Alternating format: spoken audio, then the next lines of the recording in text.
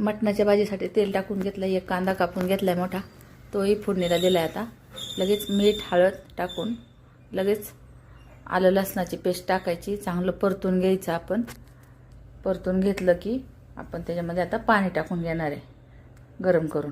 कुकरचं झाकण लावले, 4 शिट्ट्या करायच्या। कांदा खोबरं तळून घेतले, आलं लसूण कोथिंबीर चांगलं भाजून घेतले सर्वच आता, आणि थोडीशी डाळी टाकलेली आहे ती भाजून घेतली।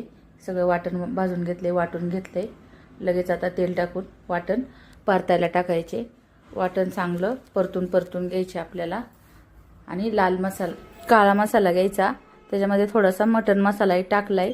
आता तो परतून घ्यायचा वाटणामध्ये, तेल सुटेपर्यंत आपण परतून घेणार आहे आता।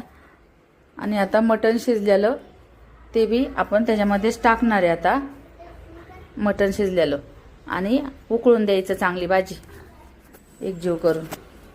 भाजी खूप छान होती अशी सुद्धा, साधं सिंपल पद्धतीने एकच नंबर झाली होती। लाईक करा, सबस्क्राईब करा, शेअर करा। कशी वाटली कमेंटमध्ये सांगा।